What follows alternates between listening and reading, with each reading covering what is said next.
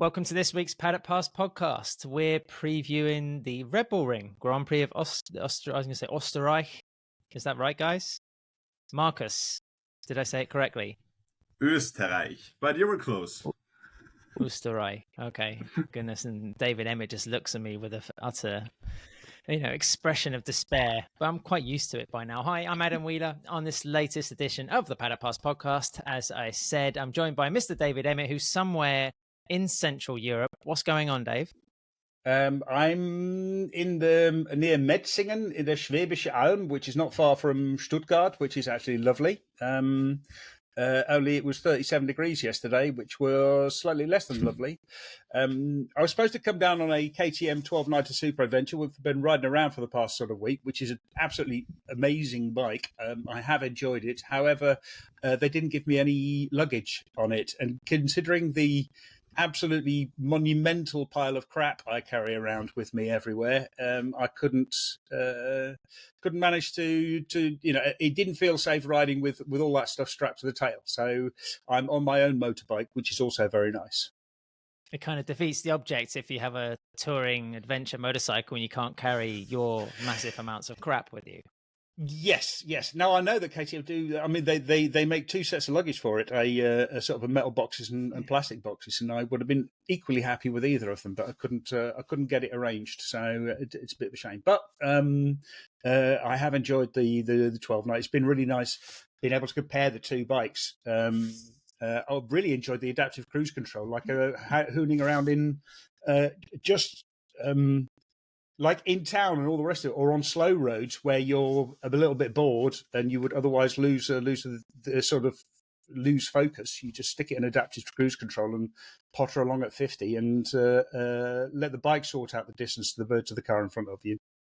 I'm not wishing to lose all the MotoGP fans in the outset of the podcast, Dave, but what I mean, for you, what's like the biggest difference from the KTM to the BMW? What do you like the most, or what stands out? I mean, like they're very different characters. They're doing the same thing, but they're very, very different character. I mean, I put the KTM in sport mode once, and it's such a needy machine. It really is. It just wants you to go really, really, really fast all the time. So and I'm too old for that sort of nonsense. So apart from that, what really surprised me was just how easy it was to ride. The suspension is outstanding. The handling's outstanding. Would I trade it in? No, because I like my BMW better, I think. But it's a much more capable machine than I was expecting. I was quite surprised. Neil Morrison, you look like you're at home. I hope you're sweating as profusely as I am in Barcelona. It's stinkingly hot here. And how are things with your massive bags of crap? Pretty good, yeah. I just got home last night. This is Tuesday before Austria, and I haven't even unpacked my suitcase because I'm just going to fill it up with some fresh underwear and then go again tomorrow, going to Austria. But yeah, spent a week in the UK after Silverstone, a few days in London, a few days in Edinburgh, day up north in the Highlands. So yeah, suitably refreshed. It really is lovely this time of year, isn't it, the UK? It's just a shame about those 8 other months when it's not really quite as lovely. I might relocate to there again if they sort those 8 months out. But for now, I'm happy enough in Spain. A campaign to make October and November illegal. Yeah, and don't December forget to and pack January. that underwear. Yeah, possibly. Yeah. And then last but not least, it's a joy to be joined on the podcast once again by Markus Zörweg. I hope I pronounced that correctly. I probably didn't, so apologies if I've offended you straight off the bat. Markus, we're previewing, of course, the Austrian Grand Prix, so it's a pleasure to have yourself back on the podcast again. Is it really hot and sweaty and moist in Austria as well? Thanks for having me, guys. Yeah, we're also in the middle of kind of a heat wave. We had beautiful weather from Friday, Saturday to Sunday. Yesterday we had a huge hailstorm coming over our small little town where I am here, my hometown, like golf ball sized hail. That was nice. But now it's moist and hot again. But yeah, we're not gonna complain. We like a good hot summer here. Usually it's not that long, it lasts for like maybe 1.5 months, so we tend to enjoy the hot days we get. Markus, you produce content for Motorsport Magazine in Austria. Not just text, but now videos and podcasts as well. As we have to be sort of multimedia and sort of talented guys in the media center these days. The first Austrian Grand Prix back at the Red Bull Ring occurred in 2016, and since then, I don't know if it's the same for you, but it kind of like is a case of what KTM surprises are going to be next at this particular round, because we've had a few memorable ones over the years. And the Austrians have been busy this week, haven't they? They've confirmed that, Jakob Ruhlstone will be having another year in Moto3 with the Tech 3 team, and also in Gas colours. So Gas is going to vanish from the MotoGP class, but will still be present in Moto3. But then we also have Collin Veijer confirmed as a Red Bull KTM Ayo rider in Moto2. So perhaps all the news is being sort of put out of the way before we actually get to the racing in Spielberg. It looks like it, but you never know which kind of surprises they have up their sleeves. But yeah, it looks like that. I think both good moves, especially Collin Veijer for me at the moment, the outstanding rider next to David Alonso in Moto3, and looking at his body size, probably more than ready for a step up to Moto2. So yeah, I think both great moves. KTM now are in a bit of a situation where they don't need a talent in MotoGP right now, but maybe like in 1 or 2 years. So that could be a good step for Collin, for example. So yeah, let's see if we get any other news on the weekend. But we have the MotoGP riders. We have some moves from Moto3 to Moto2. So at the moment, it seems like it could be a quiet one, but you never know. Neil, what's your opinion? Veijer, obviously the standout rider from Moto3, one of these standouts, along with sort of David Alonso, Jose Antonio Herrera, David Holgado. You'd have to say this is quite a sort of, not a surprising move at all, really, is it? No, and I can tell you haven't really been paying attention to Moto3 this year because you just said David Holgado when it's Danny, but I'll let you away with that one. Okay. Sorry, mate. Trying to reel the names off. But yeah, no, Collin has been a kind of revelation since he stepped up into the class. You just have to speak to any of the kind of Dutch contingent in the paddock, and they rave about his talents and his kind of work ethic as well. Just how he is pretty down to earth and very driven. Doesn't rest on his laurels or kind of celebrate too soon. So I think it's that kind of mindset which makes him fit pretty perfectly for Aki Ayo's team. A little bit of a shame for Celestino Vietti, who started to ride really, really well in Moto2 in the last couple of weeks. Finds himself by the wayside, but from what we're led to believe, he isn't short of an offer or two. But yeah, I think Collin would fit in perfectly there. Sort of fits that kind of Aki Ayo ethos, which is just like total commitment and total drive, and takes his racing, as seriously as the Finn does. So yeah, I think it's a good move for all involved. Yeah, I wanted to ask you about Vietti, Neil. I mean, you say he maybe doesn't have a shortage of offers. Does it also seem maybe a little harsh, sort of him being ejected in favour of Dennis Onchu, who wasn't exactly producing amazing results before that injury that looks like it's going to be keeping him out for some time? Actually, I'm not even sure if he's returning this weekend. I don't think it's been confirmed yet. They're taking it on a kind of week by week basis, but yeah, it's a pretty serious injury they suffered from. But Onchu's kind of part of the KTM Academy and has been a part of Ayo's team now for this is his third season, I think, second season with the team, and I think Celli can maybe count himself as unlucky, but on the whole, results haven't just been that good this year. And I know there's lots of extenuating circumstances, but it doesn't completely surprise me. He's a pretty relaxed, chilled out character. And I think the riders that tend to work best in Ayo's team are the ones that are sort of pumped up and super focused and seem to be just living the sport always. And I'm not saying that Vietti isn't like that, but he is kind of a laid back kind of Italian character. Tends to take a little bit of time to get going during a race weekend, and I could maybe sense that there was a little bit of frustration with that in recent months with Aki. Dave, we lost you briefly due to your internet connection, but we were just talking about the Collin Veijer deal that's been announced the morning that we're recording this podcast. Deserving. As an honorary Dutchman, I guess you must be happy that he's on the next stage of his career trajectory. Yeah, I mean, and in fact, what Neil was just saying there about the IO connection, I really think that he's going to fit in well in IO because he has exactly the kind of attitude that IO was looking for. He has that, like completely switched on, 100% focused mentality. He doesn't need as much emotional coaching. He's pretty good at that. He's very good at motivating himself. He needs sort of like steering in the right direction, and I think he's going to fit there really well. But I mean, basically, you're like him and David Alonso are clearly the absolute best riders in the class at the moment, in the Moto3 class. Absolutely deserving of promotion to Moto2.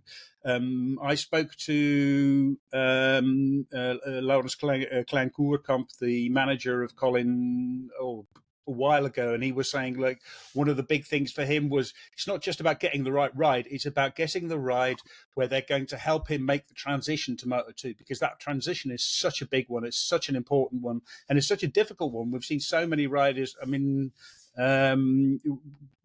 seen so many riders fail there, fall short, that I think it's really important to have a good ride, to have a good environment in which you can function. Guys, just a reminder, if you're watching this, then like or subscribe us. If you're listening to it, also click follow wherever you get your podcasts. If we do post up any extra content, you'll be alerted right away when we have some new material. Other than that, if you're after a first-class accessory for your street bike, then go to rental.com because they have a fine selection of accessories. You can find pretty much anything you need for any type of motorcycle, so go and have a look there. If you ride off-road, then Fly Racing in their 25th year have dropped their 2025 collection. They also have the excellent Formula S helmets with the advanced safety, protection and construction inside, so have a look at that. And of course, we're backed by KTM.com as well, so a big home Grand Prix coming up for the Austrians. And Markus, let's talk a bit about Red Bull Ring. It's quite a short track. It's 10 corners. I think it's the course on the calendar with the least amount of corners, actually. Just what's your first recollections of working or visiting or, kind of seeing motorsport or this particular venue? First time for me was in 1998. My dad took me to World SBK at the A1 Ring, as it was called back then. Still remember it. Aaron Slide dominated the weekend on the beautiful Castrol Honda. I still remember we were sat in the grandstands after turn one, and when the whole grid went out for the sighting lap for the first time, I was like, almost in shock. I couldn't believe what's going on, the sound and the smell and all of that. I still remember it now after 26 years. So that's my first memory. First time working there was actually in 2013. Dave is gonna hate this part. It was 4 wheels. It was 4 wheels. It was a DTM German touring car. And then, of course, the first Grand Prix back in 2016, and everyone since then. So, a lot of memories, a lot of good memories there, and can't wait to go back this weekend. Dave, what's your opinion? Because you've been to the Red Bull Ring. I mean, you even made the journey and stayed in a teepee, I believe, or some other sort of rudimentary accommodation. So you certainly made the effort. Yurt. Get your facts right. No, exactly. I mean, it's an odd track. It's a very strange track, and I honestly think that it's an odd track in that it doesn't really suit motorbike racing. It shouldn't really work, and it does. It produces absolutely fantastic racing. It's sort of 3 straights connected by a little bit of an omega ring in the middle, but that's to do it a complete injustice. I think it's been improved by the addition of the chicane. Just because going up to turn 2, I mean, like turn 2 was absolutely it was absolutely spectacular, the approach there, because everyone was pretty much at full lean left through the kink before the corner, and then had to flick the bike right. And so you saw a lot of really incredibly physical photos, which we don't see anymore. But it was, I mean, we've seen the absolutely terrifying photographs. We've seen the really dangerous crashes there. They needed to do something. I'm not sure this is the best solution, but it's a solution. And yeah, it would really, I mean, it's not a particularly safe track. The thing that always worries me is it's not a very safe track. And especially as the bikes get faster and faster, this is one of the tracks, a bit like Mugello, where we are going at extremely high speed towards turn one. And if the brakes go, then you're in real trouble, sort of thing. If you make a mistake, if you crash, you're going at very high speed heading into that turn. But it's got a lot of character, but I'm not sure that it's the kind of character that you want. If we're talking about high-speed entries into turn one, is that the point in the podcast where we dial up Maverick Vinales, or should we just help him try to forget that episode? No, well, I mean, it's one of those things. That incident actually sort of made a lot of changes inside. It's one of those things, again, tracks which force the bikes to change, like Matagi as well, where you're having to use, the special discs to be able to dissipate the heat. Because the reason that for Maverick Vinales' crash was his front brakes basically failed because they were overheating, because he was using the old calipers which didn't cool. Neil, this is a Grand Prix in a circuit that just seems to throw up drama both on and off the track. I mean, just off the top of my head, if we think of things, I mean, obviously with Maverick Vinales, not only his crash, but also, the incident with Yamaha that ultimately led to sort of the fracturing of that relationship. Yamaha themselves making a public apology for the state of their engines and the valves I think they were using at the time. Valentino Rossi's retirement. Of course, the quite amazing scenes we saw at turn 3 with the crash that nearly wiped out Valentino Rossi, I think in 2021 or 2022, 2020. Goodness, right, back in the pandemic season. And then, we have those amazing last lap, last corner scenarios between Andrea Dovizioso and Marc Marquez, the three-way one between Pol Espargaro, Jack Miller, and was it Miguel Oliveira? We've seen some fantastic stuff. So you can't really dispute the spectacle value of Red Bull Ring, can you? Yeah, you can't. And you've missed out Brad Binder's kind of crazy late win in 2021, where he stayed out in slick tires in a pretty substantial rainstorm and, was having lock-in going into pretty much every single corner in the track and still managed to keep it just about rubber side down. To win. So there's been a fair share of drama there since we went back in 2016. You just reeled off, a whole host of brilliant kind of races and epic moments and pretty scary moments as well. I also share Dave's slight reservation and fear. The sort of Armco barriers are sort of worryingly close to the track on the run down from turn 3 to turn 4. The old turn 2 used to be one of the most spectacular places on the calendar to go and watch trackside, and that's been changed somewhat. Not sure for the better, but certainly for, certainly safer than it was before. There are still a few points on the track where I hold my breath at times, especially in those big, crazy Moto 3 melees that we tend to have at the Red Bull Ring when they're going down to turn 4. But generally speaking, it's a unique track. The setting is spectacular. And aside from last year, I think we've had pretty much great racing every year that we've gone there. So I'm hoping for more of the same. Just a little bit worried by Pecco Bagnaio's precedent at last year's event where he cleaned up 1-2 sprints and took pole position. So kind of hopeful that that's not going to repeat itself. I was just looking at the weather forecast. You mentioned Brad Binder's win there, and it's going to absolutely chuck it down all day Sunday. So that should be quite good fun. I just wanted to add something. Adam, you were talking about all the great Red Bull Ring moments, but you forgot the greatest of all of them. Romano Fenati throwing his pass into Ucho's face and getting kicked out of the VR46 Academy. That's my all-time favorite. Oh, we don't dabble in sensation on the Paddock Pass podcast, Markus. We like to be Sepang 2015. Just there we go. Yeah. get the mention. Markus, tell us a bit about Red Bull Ring itself, because it's always, I mean, it's a fantastically scenic venue, of course, and the track just is kind of sprawled and laid out on the sort of the foot of the mountainside there. But, you know, according to initial plans, it could have been much grander, right? I mean, it was derelict for a period, I think from 2004 until 2011, it was under a period of renovation. Now we see that fantastic pit lane complex, as well as the other side containing the cafe, media center, and offices. It was one of the most modern and best equipped circuits we go to in MotoGP. Yeah, I mean, the circuit was bought by Dietrich Mateschitz, by Red Bull, around the millennium times. And the original plans was, when you see these plans, they're actually insane if you look at them now.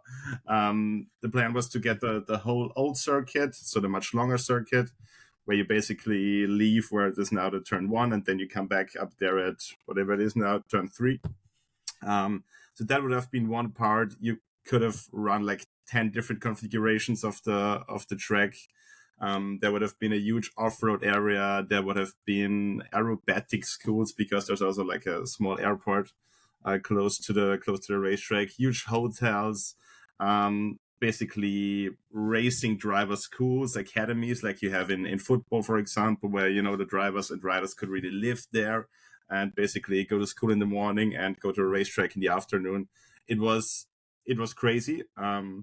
So yeah, they tore down the old circuit, trying to build the new one. But then there was some initiatives of people living close to the circuit, and they somehow were able to stop all of that. But the track was already torn down. So yeah, basically it was a construction site where nothing happened for about 5 years. And then basically they dialed the project down step by step, left stuff out, and then came to a point where it was okay for everybody, I guess. And basically more or less rebuilt the old layout, just with some new grandstands and all of that stuff.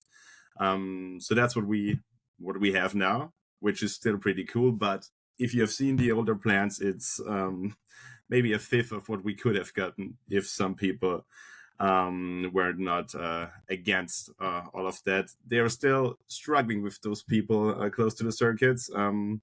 For example, if you're doing a track day at Red Bull Ring, they will tell you when the session is stopped, you immediately go back to the pits, not one lap more, because if we finish at 1 minute past 5 and not at 5 o'clock, they will sue us, and it will be very important, and you will have to pay for that. So they still have to stay within certain limits. But yeah, I think all of Motorsport Austria is happy that we have a proper international racetrack back, because Salzburgring, which was a beautiful racetrack, sadly is not up to standards of MotoGP or Superbikes or whatever anymore. So yeah, we have to be happy to have our Red Bull Ring.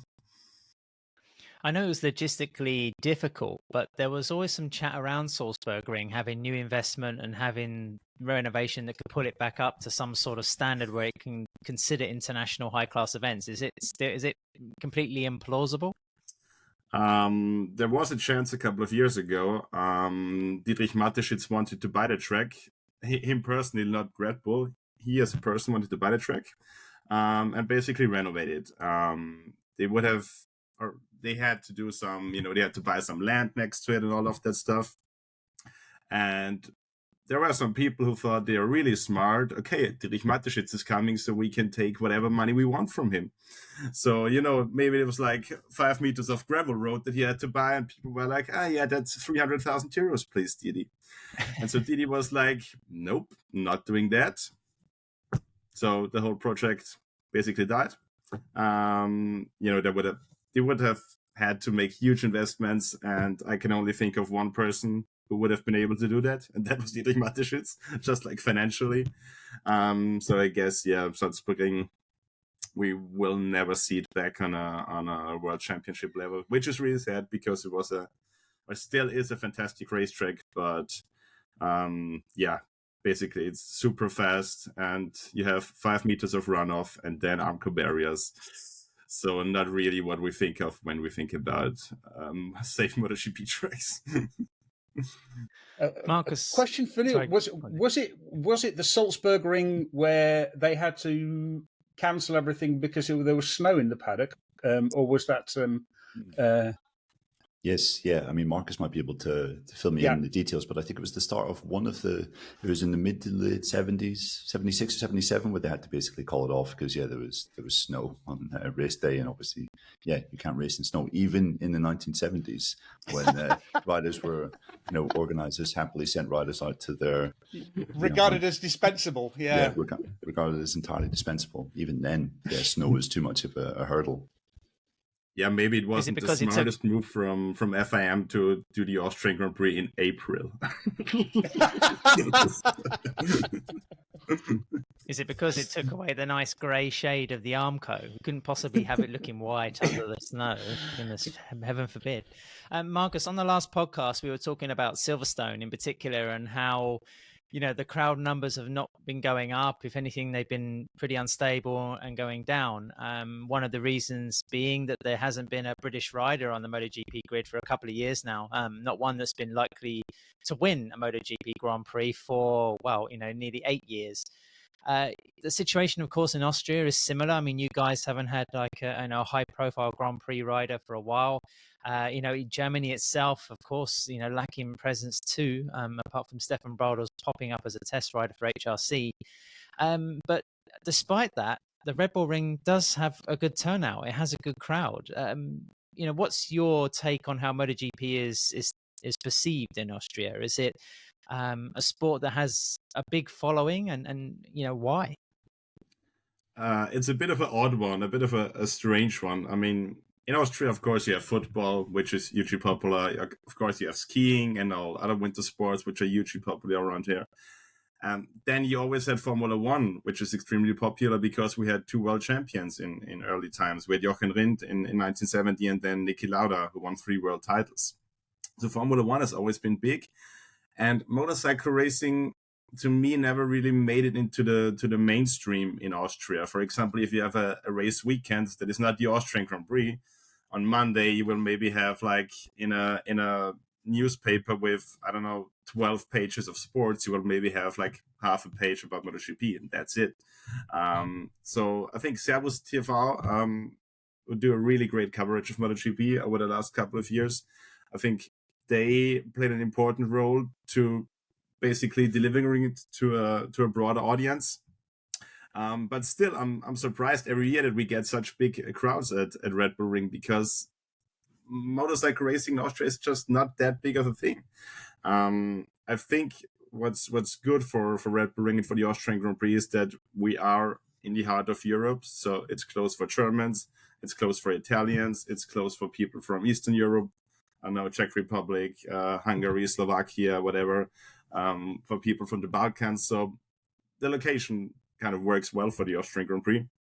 But yeah, I'm a bit surprised that it works that well. I mean, you gotta say, organization at Red Bull Ring is just class. For example, my dad and my uncle, they always go to some MotoGP races. They've been to Italy, they've been to Brno, they've been to whatever, and they always say nothing even comes close to Red Bull Ring when it comes to organization for fans. So I guess if you go there once, you're probably quite likely to come back. So where at other racetrack, it's probably the other way around. When you've been there once, you will never go back there when you look at organization levels. So I guess that's something that works really well for Red Bull Ring. I mean, the point about the location is a good one. I mean, I was working at the MX Grand Prix of Sweden last weekend. I did an interview with Tim Geiger, the multi-world champion in the discipline, and he said that actually Red Bull Ring's only an hour and a half from his house on the border. He lives in Maribor, I think he said, the Slovenian. And Tim's a rider that carries a lot of Slovenian fans with him to MXGP events. So if you do have Red Bull Ring in reasonably touchable distance, then it's something, I guess, in the same way that Brno was also a circuit that pulled in a very kind of eclectic mix of spectators. Yeah, I think it's also because it is in the heart of summer. Everyone's on holiday. Austria is a fantastic country to go to on holiday during the summer. There's great hiking, there's great walking, there's great cycling, there's great motorbike riding. So that again makes it really, really a sort of attractive prospect, despite the fact that it's, as we all know, really quite hard to find accommodation anywhere nearby. So I think that makes a difference as well. Sometimes you have to have more than just the circuit. You have to have sort of lots of stuff around. And I wonder if, for example, at Silverstone, whether it would help to get more sort of like regional promotion. Do you know what I mean? I mean, like people go to Jerez because of, the beach and the hills and the mountains and Seville and Sevilla and Granada and all of those sort of Cordoba, all that is close. You can go to the Red Bull Ring and go to Vienna, go to Graz, go to Salzburg, go to even Munich's not that far away. There's much more than just the track sort of thing. I think that's a big part of it as well. Guys, I think we have to address one of the main sort of talking points when it comes to Red Bull Ring since 2022, and that's the ridiculous turn A and turn 2A and turn 2B. In other words, the great big whacking chicane they threw in after turn 1. I mean, guys, you mentioned safety concerns at the Red Bull Ring, but it has butchered the lap, hasn't it? I mean, it's added like 5 seconds to the lap time, and well, I mean, who the fuck likes chicanes anyway? Chicanes are great. Chicanes, a well-placed chicane can be really good. It can be really useful. It can actually make a lap. I don't think this one actually makes the lap, but it does. It achieves what it had to do, which is slow everyone up going into what is now turn 3, what used to be turn 2. Because the approach speeds were just getting too high, and when things went bad, it was just really, really dangerous. Bikes were running on, and because of the layout of the track, because the track basically kinks left before turning back on, very hard right around almost a hairpin. If you got that kink wrong, if you messed up, then you were going either into the wall or into straight across the track. And that was just unacceptable. So they had to do something, and there was not a lot of options that they could do. I mean, they could have tried to round that corner or sort of take the kink left away, but then that would have ruined the corner of that character as well. There was lots and lots of difficulties. Also, because you're limited with. The thing about the Red Bull Ring is it's up against a hillside, and that hillside has its sort of its natural geology and its natural sort of topology, and you can't just start moving the track around because you've got sort of very steep downhill slopes all over the place, and if you try moving the track sort of 10 meters left or 10 meters right, all of a sudden you're no longer on something flat. You've got to start digging lots and lots of, moving lots and lots of earth, and it becomes a very expensive job, I think. And also you're running into the risk of not riders crashing onto the track, but the track crashing onto riders at a certain point when it just basically tips over from the mountainside. But yeah, I think, David, you had to do something. You're absolutely right. We also have to keep in mind that also the way they reshaped the track also had to be safe for Formula One, who also races there, and is when you put MotoGP next to Formula One is still the bigger thing for Red Bull Ring. So that was also important. I still wonder if they could have made the chicane a bit more flowing, maybe. I don't think that we needed another opportunity for the riders to outbrake each other at Red Bull Ring. I think there are enough of those. I think maybe a more flowing chicane would have been nicer. But yeah, it is what it is. It still pains me a little if I see old videos of the riders going through turn 2, especially Jack Miller doing the old Scandinavian flick. That was beautiful to watch. But yeah, we all saw the images of 2020. Still a miracle, basically, that nobody got seriously injured or even worse back then. So I think, we played with fire there in the past, and probably shouldn't do it again. Neil, we lost you briefly on the connection, but we were just talking about turns 2A and 2B in the chicane that was thrown into the Red Bull Ring layout. What are your sort of thoughts on that? Because, David and Markus have talked about the mitigating factors for the installation of this upgrade, but it just, it's not, I don't know, it just wrecks kind of the natural flow of the circuit. Yeah, it does indeed. Yeah, I agree with that. And I mean, it was brought in for the 2022 race. And I think, the racing hasn't been as kind of brilliant and as daring and last gasp as it was before the chicane in the last 2 years. I'm not sure if the chicane is the primary reason for that. We've obviously got issues in MotoGP with riders following each other closely related to the aero and front tire pressure. Issues that the aero kind of creates, but yeah, the chicane does seem to break it up. But something had to be done because that was such a dangerous situation in 2020. Like we really got away with, we got away with disaster by the skin of our teeth. And we could have been facing one of the darkest days ever, I think, in MotoGP in 2020. We're talking centimeters between Maverick Vinales still being alive and not. Valentino Rossi, the same. So, something had to be done. And yeah, I agree with Markus. It is sad. And, it has taken away probably the most challenging and spectacular part of this course. But yeah, something had to be done. And I think in 2021, the riders were saying, I remember Aleix Espargaro was really, really annoyed in 21 that no changes have been made since the previous year, and was insinuating that unless changes were made for 22, then they would really have a think of whether they could continue racing there. So yeah, I think I'm hopeful that maybe like a bigger solution is maybe going to be installed sometime in the future. But I think for the time being, it sort of works. It takes away that really dangerous element of the former turn 3.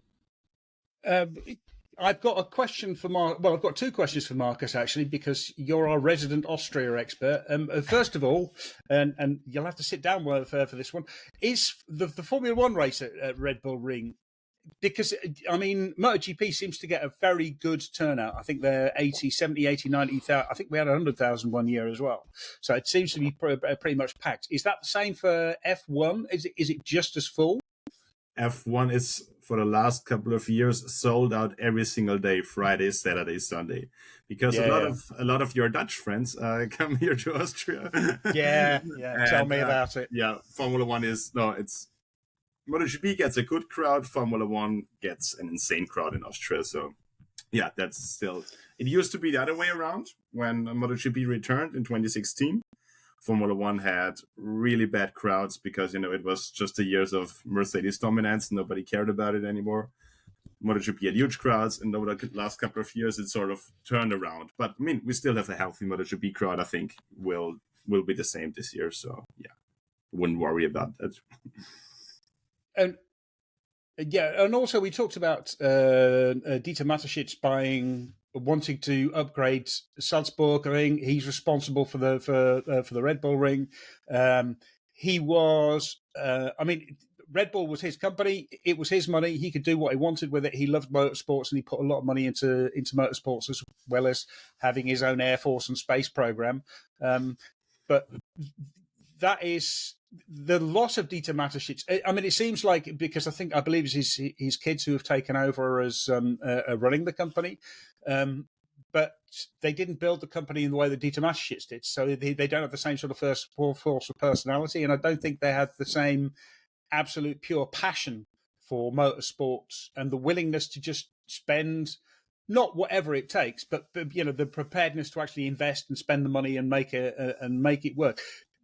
Do you think that is in the medium term, in the longer term? Do you think that's going to have an effect on, for example, spending to make upgrades to the Red Bull Ring to make it safer for MotoGP?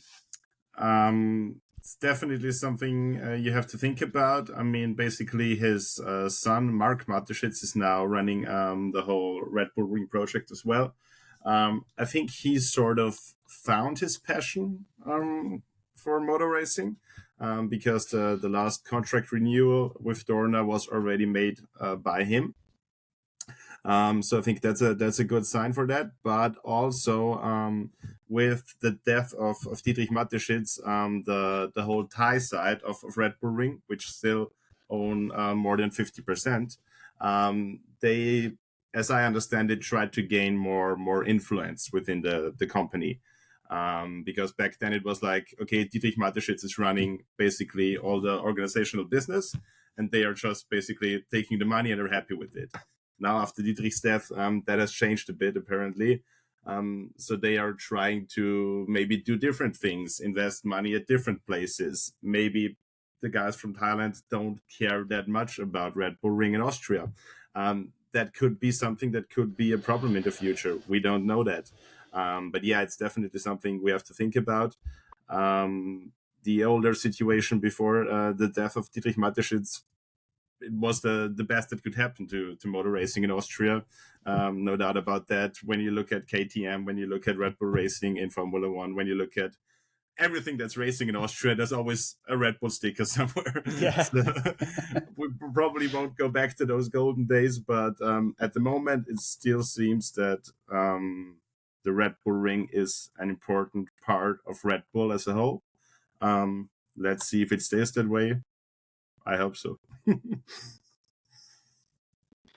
I mean, this is the 9th year that MotoGP has been going to the Red Bull Ring. I think it's actually going to be the 10th Grand Prix because, of course, we've had Styrian Grand Prix events at Red Bull Ring as well. They've doubled up for 2 years.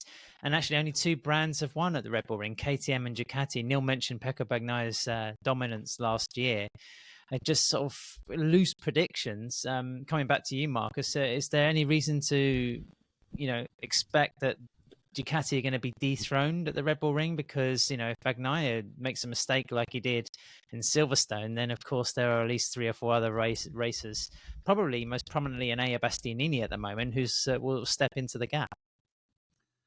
I don't see any other manufacturer winning at Red Bull Ring at the moment other than Ducati, if we don't have like a crazy thunderstorm on Sunday or whatever.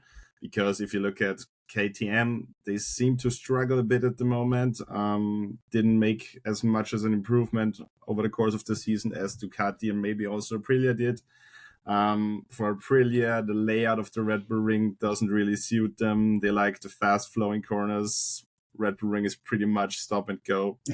So I don't really see them catching up to Ducati there. So yeah, I think it will be between the Ducati guys. Pecco has been really good there. Enea hasn't been that bad there. He's lacking the race results when you look at it, but he was really unlucky. I think he broke a rim one year, something that never happens basically in MotoGP. But he has had a pole position there, and I think he only had 2 pole positions in MotoGP, so that kind of tells a bit of a story. So I would watch out for him. Jorge Martin won there. So basically all the Ducati guys, the guys who are up at the front, like it, except for Mark, who has never won there, which is strange actually when you think about it. But I think maybe between Martin, Bastianini, and Bagnaia, probably one of those 3 guys. Any other ones, struggle to think about that. Yeah, I mean, I think you're on the money there, Markus. It really is difficult to see Ducati not being the successful manufacturer anywhere. I think we go in the kind of remaining 10 races this year. Although just what Dave, following up on what Dave said earlier, there is an 82% chance of rain on Sunday in Spielberg, so that could be the kind of proverbial cat amongst the pigeons.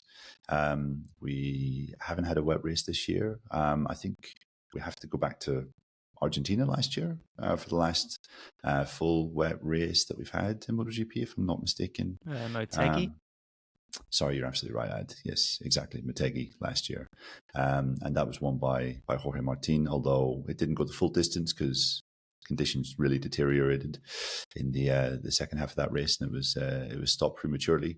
But yeah, even then it was Jorge, Pecco, and then Mark. So we know that Mark is a super wet weather rider, and in that instance, you could maybe put your money on Mark coming through. So yeah, with the rain potentially being a real factor on Sunday, then I think that opens it up, more in the direction of just the top 3 riders that you mentioned that were on the podium at Silverstone. I think, actually, before we go, another wet race was, of course, Phillip Island. It was so wet that they ended up not racing. So don't know if you can count that one. But I just feel that Jorge Martin found his mojo again in Silverstone. And this was the site of his first MotoGP win, I think. So I really think like he has an affinity for this track. He's really strong at this track.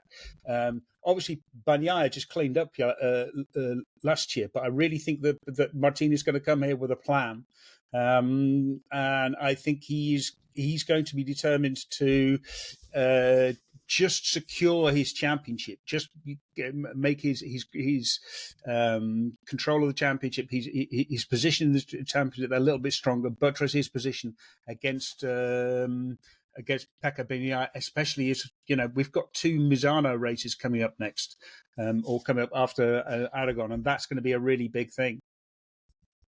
Markus, I don't know if you play our Alpine Stars Paddock Pass podcast fantasy league, but there's a couple of things you need to know. One, that Dave is really good at it, and he's taking it super seriously this year to the point where he managed to hack the system at the German Grand Prix and lock everybody out so they couldn't change their team in time. So if you are thinking of joining late, then just be aware of a little bit of tinkering, because Mr. D. Emmett, I can't even remember the name of his team, is going to be vying for P1.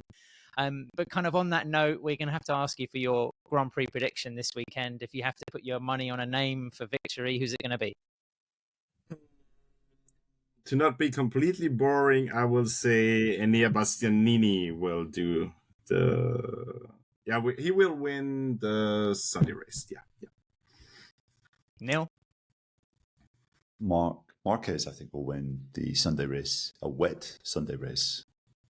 I'm going to throw a complete wild card in there and say, because it's going to be a wet race, it could be anyone's. It really could be anyone's race. So I'm going to say Brad Binder just to mess things up. But if it's dry, then Jorge Martin. It's 2024, Dave, not 2021. See, guys, the thing is, I know something that you don't know, and that is that you can never trust weather apps in Austria. So we probably have 30 degrees and a totally dry track on Sunday. Was it 2016 where there was almost like a hurricane post-race on the Sunday, blowing advertising boards across the track? It's terrifying. We didn't quite have the golf ball-sized hailstones, Marcus, but the weather can be very weird in that particular area. If it's dry, then I'm going to go with Dave. I think Jorge Martin's going to be going for the win. If it's wet, then I'm just going to go somebody random as well and say like Jack Miller. I think it would be a nice kind of story, really, if he manages to win at the Red Bull Ring of all places, on sort of mixed conditions. Yeah, and this is a real collector's item, this edition of the Paddock Pass podcast, because we've had mentions of both golf balls and Formula One in the same episode, so never been done before. Well, the best thing as well, Neil, is that after all this chatter and warning from Marcus, Dave is going to have to buy his F1 tickets nice and early because it could be sold out next year. And when he goes there in his orange T-shirt, it's not going to be for KTM. It's going to be for Max's army. And jump from left to right. Yes.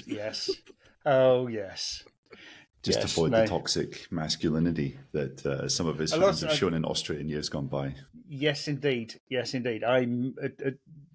I have no comment on toxic. They are actually pretty atrocious, to be honest. And this is why the sooner Max Verstappen decides that he's going to settle down and do something more interesting with his life, the better.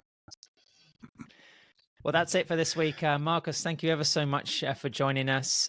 People who understand German, go to Motorsport Magazine to see your fine work. Go and have a look at the photos anyway. Just go and have a click on the website. It's some good stuff on there. Neil, I'll see you at some point in some airport soon. And Dave, safe riding all the way to Spielberg. I hope you don't get too sweaty. And I really hope you don't sit next to me in the media center this weekend. Find a nice corner for you in your riding gear.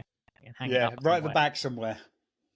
Thanks to Fly Racing, KTM and Renthal Street. We'll be back, of course, with our note show on Thursday afternoon from the Red Bull Ring. And then for Patreon Insiders, the special podcasts each day until Sunday when we do our race wrap. So until then, thanks for listening.